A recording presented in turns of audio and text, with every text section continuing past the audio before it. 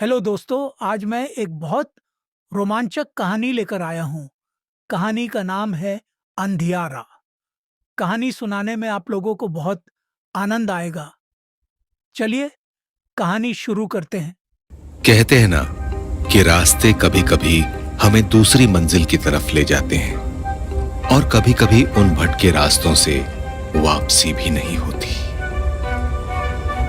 घर वालों ने जब उनका रिश्ता मानने से मना कर दिया तो सूरज और पायल अपनी जिंदगी बसाने कहीं और निकल पड़े। लेकिन उन्हें क्या पता था कि यह रास्ता उन्हें किस मंजिल पर ले जाएगा। सूरज, ये कहाँ से गुजर रहे हैं हम? यहाँ से जल्दी चलो। डरो मत, जंगल खत्म ही होने वाला है। डर लग रहा है? कोई बात नहीं, इस जंगल के इलाके को हम कुछ ही देर में पार कर लेंगे। Shit. अचानक ही एक झटके से गाड़ी बंद हो गई और गाड़ी स्टार्ट होने का नाम ही नहीं ले रही थी। अब क्या होगा? मुझे बहुत डर लग रहा है सूरज। मैं हूँ तो डर किस बात का? रिलैक्स, कुछ नहीं होगा। सूरज बाहर का जायजा ले ही रहा था कि मौसम अपना रंग रूप बदलने लगा। मौसम को भी अभी खराब होगा। हाँ, लगता है मौसम को भी हमारे प्यार की खबर है। हमें यहाँ देखकर बिगड़ रहा है। हा हा, वेरी फनी। पर मुझे हंसी नहीं आई। पहले यहाँ से निकलने के बारे में सोचे। और कहते हैं ना कि सब कुछ हमारे हाथ में नहीं होता। सूरज कार से नीचे उतरने लगा। अरे अरे अरे, मुझे छोड़कर कहाँ जा रहे हो? ओह, तुम्हें छोड़कर कहाँ जाऊंगा? पर ऐसे मौसम में हम कार में रात नहीं गुजार सकते। वो देखो, वहाँ एक हवेली है। शायद वहाँ कोई रहता हो और हमें मदद मिल जाए। हम आज की रात वहीं रुक जाएंगे। पायल मन ही मन डरी हुई थी, लेकिन वो मना नहीं कर सकी। रुको, मैं भी आई। कोई है? हेलो? अंदर से कोई आवाज क्यों नहीं आई? इतने घने जंगल में कौन रहता होगा? हेलो? कोई है? सूरज ने दरवाजे को थोड़ा धक्का दिया। ये तो खुला हुआ है। अब क्या करें? चलो अंदर चलकर देखते हैं। हेलो? कोई है यहाँ पर? पूरी हवेली गूंज उठी, मगर किसी इंसान का वहां नामो निशान नहीं था। शायद यहाँ कोई नहीं रहता। हाँ, लेकिन ये कभी अपने समय में कमाल की हवेली रही होगी। चलो यहाँ कोई कमरा ढूंढते हैं। आखिरकार उन्हें एक कमरा मिल ही गया। कितनी धूल है इस कमरे में। चलो थोड़ी साफ सफाई हो जाए। ठीक तो है। Shut up.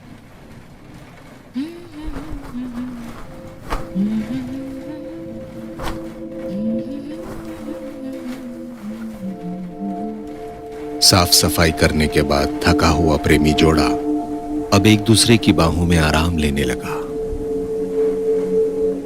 क्या हमने घर से यूं भागकर गलत नहीं किया सूरज? मुझे अजीब लग रहा है। लेकिन इसके अलावा और कोई चारा भी तो नहीं था। हमने उन्हें मनाने की कितनी कोशिशें की।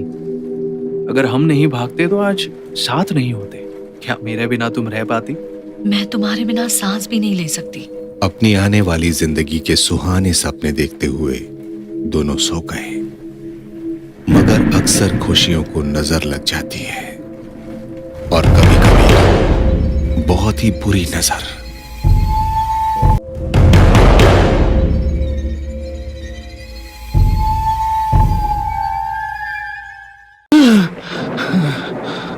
सूरज को शायद कोई बुरा सपना आया था। शायद कोई बुरा सपना था। पायल लैंप की रोशनी में बहुत प्यारी लग रही थी। कुछ ठीक नहीं लग रहा। यहाँ बहुत नेगेटिविटी है। ये आवाजें कैसी हैं? कहीं कोई घर के अंदर तो नहीं? मैं देखता हूँ। सूरज मोबाइल टॉर्च के सहारे कमरे से बाहर आया। उसने अपनी नजरें इधर उधर दौड़ाई। वो आवाज का पीछा करते करते सीढ़ियों से ऊपर जाने लगा। चारों तरफ जाले लटक रहे थे। एक अजीब सी मनहूसियत फैली हुई थी। Damn it! क्या मुसीबत है? सूरज पहले फ्लोर पर पहुंचा। आवाजें धीरे धीरे तेज हो रही थी। आवाजें सामने के कमरे से आ रही थी। अचानक एक साया उसके पीछे तेजी से गुजरा। वो क्या था? सूरज ने उस कमरे के अंदर कदम रखा, लेकिन वहां कुछ नहीं था। मैं भी ना, कुछ भी तो नहीं है यहाँ। ये फिल्मों का असर है। सूरज गलियारे से होकर आखिरी कमरे की तरफ बढ़ा। वो अजीब आवाजें आनी बंद हो गई। सूरज उस कमरे के पास पहुंचा, लेकिन उसे कुछ अजीब सा महसूस हो रहा था। सूरज ने उस कमरे का भी जायजा लिया, पर वहां सिर्फ अंधेरा था। कुछ नहीं है यहाँ पर, शायद कोई बिल्ली या चूहा होगा। हाँ? ये कैसे हुआ? ये दरवाजा तो काफी मजबूत था, अचानक से टूट कैसे गया? तुम यहाँ? क्या बात है, तुम इतने डरे हुए से क्यों हो? कुछ नहीं, तुम यहाँ क्यों आई? तुम्हें आराम करना चाहिए। जब मेरी आंख खुली तो तुम वहाँ नहीं थे। मुझे डर लग रहा था, इसलिए ढूंढते हुए यहाँ आ गई। पर तुम यहाँ क्या कर रहे हो?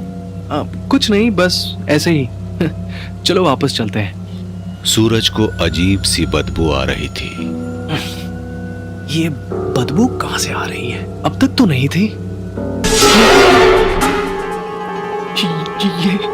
ये कैसे हो सकता है? पायल अभी तो मेरे साथ थी। पायल, पायल, तुम ठीक हो? क्या बात है? मैं ठीक हूँ सूरज। क्या हुआ तुम्हें अचानक? सो रही थी मैं। क्या हुआ सूरज, तुम ठीक तो हो? नहीं, मैं ठीक हूँ, बस यूं ही। तो फिर आधी रात को ये क्या कर रहे हो? रोमांस करने का मूड है? क्या हुआ पायल? और आसमान में कड़कड़ाती बिजली की रोशनी ने उस आकृति को और साफ कर दिया। सूरज, खिड़की! Oh shit!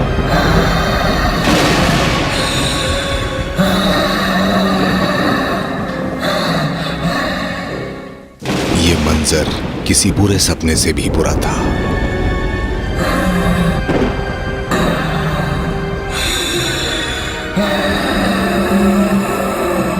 सूरज, सूरज, सूरज! पायल डर के मारे सूरज से लिपट गई। ये पल उसे आखिरी लग रहा था। सूरज, सूरज! और इधर सूरज भी डर के मारे सुन्न पड़ गया था। सूरज ने खुद को संभाला और आगे आने वाले पल के लिए खुद को तैयार करने लगा, लेकिन पायल अपना होश खोने लगी। वो चुड़ैल जा चुकी थी। सूरज ने चैन की सांस ली, फिर उसने पायल को संभाला। पायल अब तक बेहोश हो चुकी थी। पायल, पायल उठो! पायल, पायल, पायल उठो! पायल उठो! हवा के झोंके भी इस माहौल में चुभ रहे थे। इन हवाओं का इरादा भी अंधेरे को ही जिताना था। हवा के झोंके ने लैंप को पलट दिया। अब हर जगह अंधेरा था। उसी पल खून जमा देने वाली हंसी से वो जगह गूंज उठी।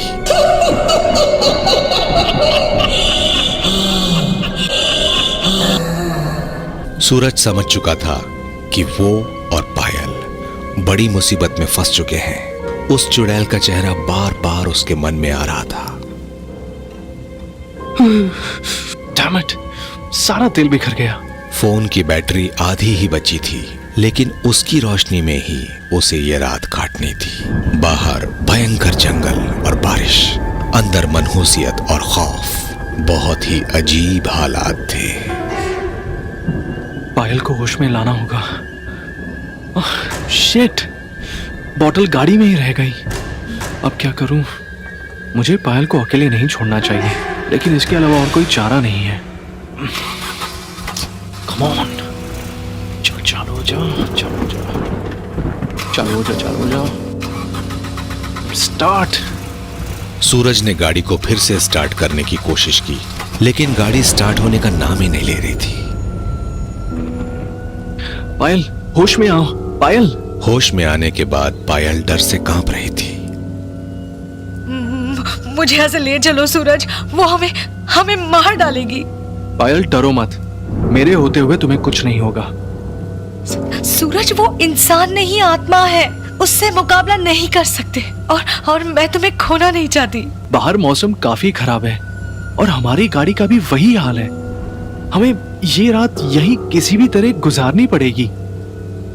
हम अपनी गाड़ी में बैठकर रात बिता लेंगे, लेकिन हमें यहाँ एक पल भी नहीं रुकना चाहिए। सूरज प्लीज। पायल की जिद के सामने बेबस सूरज को सहमत होना पड़ा। उसने समय देखा तो रात के 3 बज रहे थे। उसने पायल का हाथ थामा और उस डरावने खंडहर से बाहर चल दिया। मौसम अभी थोड़ा ठीक होने ही लगा था, लेकिन माहौल में अभी भी वही वीरानी थी। सूरज पायल का डर कम करने की कोशिश कर रहा था। सब ठीक हो जाएगा, बस ये रात बीत जाए। पायल। पायल अभी भी उस खंडहर को घूर रही थी। बिजली के चमकने पर खंडहर और भी डरावना लगता था। खंडहर पर कोई साया खड़ा था।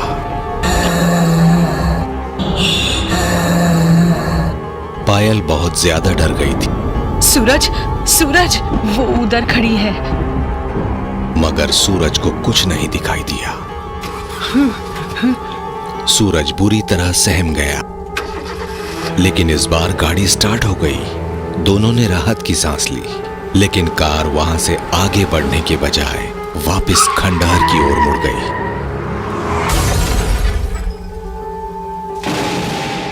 सूरज, सूरज। प्रेतात्मा अपना खेल खेल रही थी और शायद भयानक चीजें घटने वाली थी। सूरज, सूरज। पायल का चेहरा पीला पड़ गया था, क्योंकि वो खून जमा देने वाला मंजर उसके सामने था। पायल रो रही थी, चीख रही थी, सूरज को झंझोड़कर उठा रही थी। सूरज, सूरज जल्दी उठो। लेकिन होनी को कौन रोक सकता था।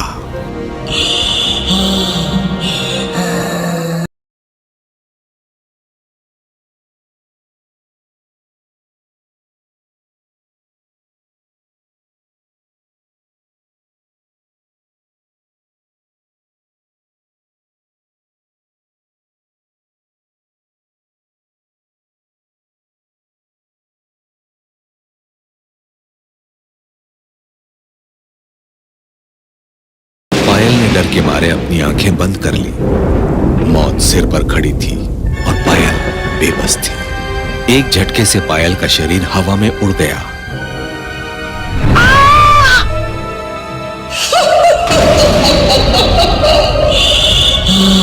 पायल का शरीर खंडहर में जा गिरा।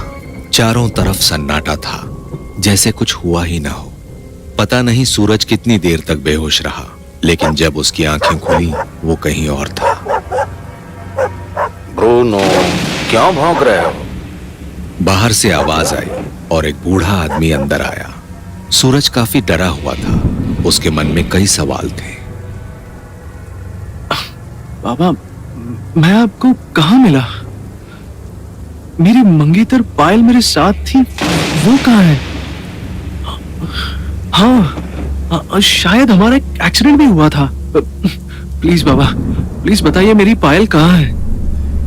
अरे, तुम खंडहर के बाहर बेहोशी की हालत में पड़े थे। अच्छा हुआ ब्रूनो ने तुम्हें देख लिया। मैं तुम्हें अपने घोड़े पर लाद कर किसी तरह यहाँ तक ले आया, मगर मुझे वहां कोई लड़की नहीं दिखी। पायल कहाँ गई? वो मुसीबत में होगी, मुझे जल्दी कुछ करना होगा। अरे, मुझे पहले पूरी बात बताओ बेटा। आखिर तुम्हारे साथ क्या हुआ था? तुम उस खतरनाक जगह पर कैसे पहुंचे? सूरज ने पिछला सारा घटनाक्रम उसे सुनाया। बूढ़े ने अपना नाम जारको बताया। वहां से थोड़ी दूर पर एक छोटा सा गांव भी था, माधोपुर। बूढ़ा जारको वहीं का निवासी था। वो तंत्र मंत्र का अच्छा जानकार था। अपने घोड़े और कुत्ते के साथ वो काफी समय से इसी जंगल में रहता था। सूरज को जारको से उम्मीद जगी। उसने पायल को बचाने के लिए उससे मदद मांगी।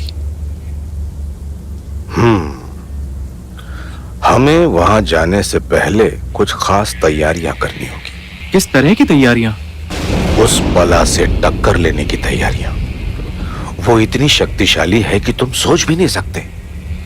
वर्षों से लोगों की मौत का सिलसिला चला आ रहा है। जो कोई भी उस रास्ते गया कभी जिंदा वापस नहीं आया।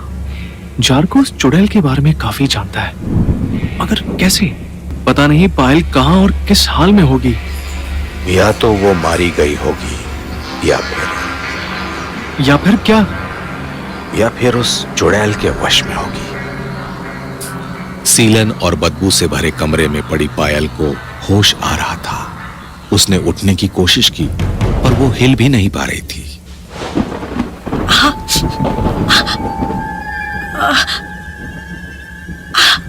पायल को सीने पर पत्थर की तरह दबाव महसूस हो रहा था। वो सांस नहीं ले पा रही थी। उसे लग रहा था कि उसकी जान निकल जाएगी। उस वीराने अंधियारे में उसने देखने की कोशिश की, पर उस भयानक नजारे को देखने के बाद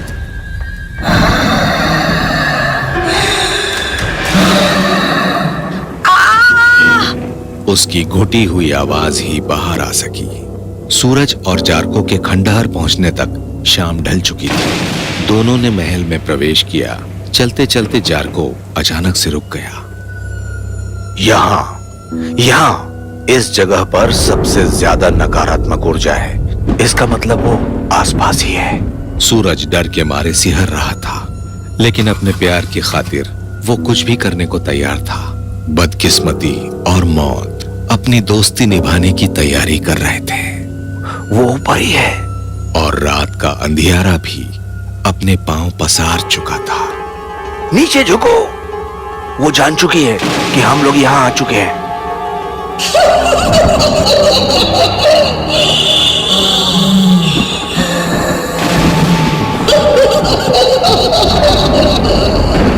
ओम ऐं ह्रीं श्रीं महाभीम ओम ऐं ओम नमो भगवते महाबल पराक्रमाय महामारेश्वर रुद्रावतार ओम फट स्वाहा।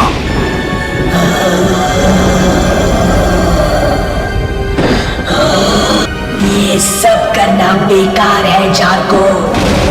इस लड़की के शरीर और आत्मा में अब मेरा अधिकार है। इसको तो अब मरना ही होगा और साथ में तुम दोनों भी मारे जाओगे। जारको ने उसे तौलने के इरादे से ललकारा। तो फिर देर किस बात की है? आ जाओ। खुली चुनौती ने उस दुरात्मा को और ज्यादा गुस्सा दिला दिया। मैं तुम्हें कच्चा चबा जाऊंगी।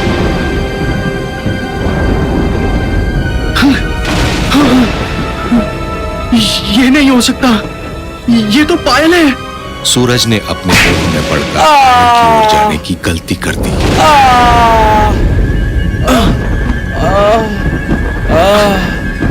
होश में आओ पायल।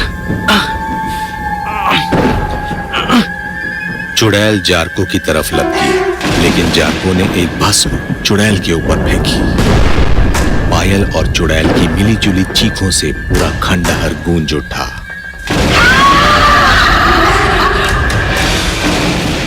सूरज लंगड़ाते हुए जारको के पास आया।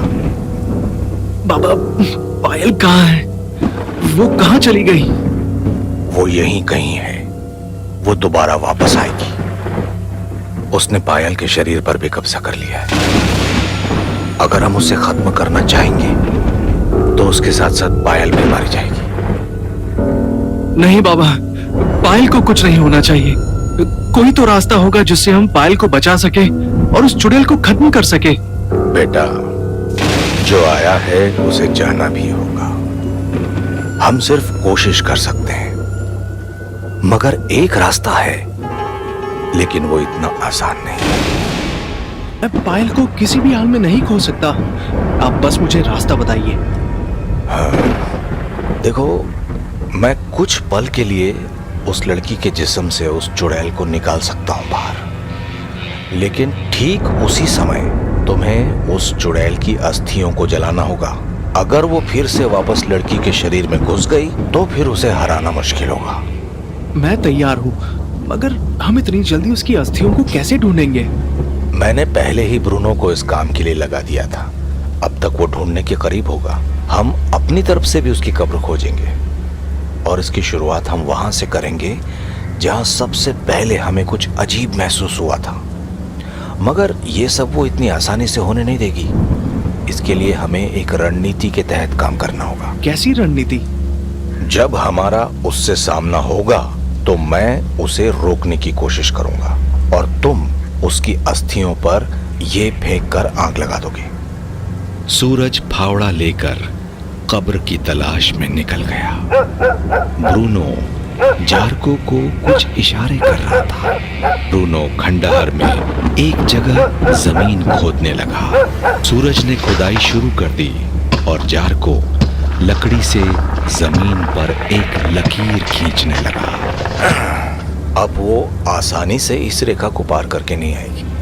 थोड़ी खुदाई के बाद नीचे सीढ़ियां जाती दिखाई दी। शायद कब्र यहीं नीचे होगी। तभी छत का एक हिस्सा भरभरा कर गिर पड़ा। मौका पाते ही चुड़ैल सूरज पर सवार हो गई।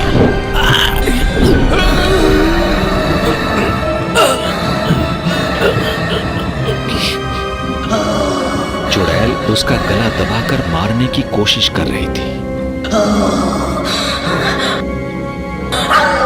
जार्को ने बिना देरी किए अभिमंत्रित जल उस चुड़ैल पर छिड़का।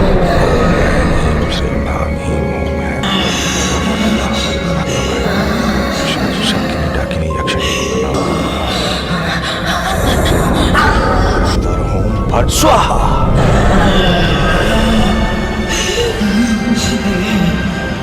चुड़ैल दर्द से चीखने लगी। कभी पायल का चेहरा उभर कर आ रहा था तो कभी चुड़ैल का। सूरज, जल्दी से नीचे जाकर इसकी अस्थियों को आग लगा दो। ये पायल के जिस्म से निकलने वाली है। कुछ पल के लिए जार्को का ध्यान सूरज की तरफ चला गया और ठीक उसी पल चुड़ैल की ताकत से एक भारी भरकम किवाड़ टूटकर उसके सीने पर आ गिरा। ऊपर आकर सूरज की नजर एक बड़े ताबूत पर पड़ी। भाड़ में जाओ। और उसने जार्को की पुड़िया उस पर फेंककर आग लगा दी।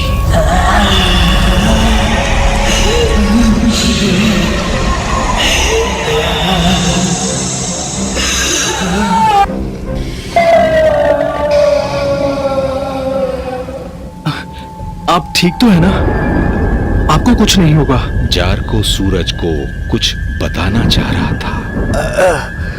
अभी जिस चुड़ैल को हमने खत्म किया है वो कभी मेरी पत्नी हुआ करती थी। इस खुलासे को सुनकर सूरज हैरान रह गया। अपने काले जादू के बल पे उसने गांव और आसपास के सभी लोगों का जीना हराम करके रखा था। एक रात जब वो इसी खंडहर में तंत्र मंत्र के लिए गांव की एक छोटी बच्ची को मारकर उसकी आत्मा को अपने कब्जे में करने की तैयारी कर रही थी, तभी गांव के बहुत सारे लोगों ने उसे यहीं पर खंडहर में मारकर दफना दिया था। तब से उसकी रूह इसी खंडहर में भटकने लगी। वो मरकर और भी शक्तिशाली हो गई थी। उसकी वजह से मैंने गांव छोड़ दिया और जंगल में रहने लगा।